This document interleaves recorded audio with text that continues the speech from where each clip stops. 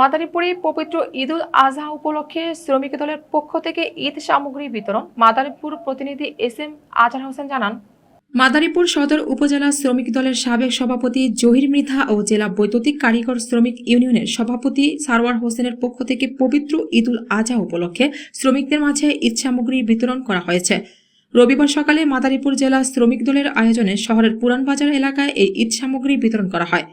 এ সময় উপস্থিত ছিলেন মাদারীপুর জেলা বৈদ্যুতিক কারিগর শ্রমিক ইউনিয়নের সভাপতি সারওয়ার হোসেন হাওলাদার, সদর উপজেলা শ্রমিক দলের সাবেক সভাপতি জহির মৃধা, মাদারীপুর জেলা ওয়ার্কশপ শ্রমিক দলের সাবেক সভাপতি বাবুল ব্যাপারী, জেলা শ্রমিক দলের সাবেক সহ সাধারণ সম্পাদক হুমায়ুন মোল্লা, সাবেক সাংগঠনিক সম্পাদক বাচ্চু হাওলাদার, হারুনুর রশিদ, মিজান ফকির, ইকবাল শেখ, ওসমান শেখ, সোনামিয়া ব্যাপারী, মওলা ব্যাপারী, শাহজাহান শিকদার প্রমুখ।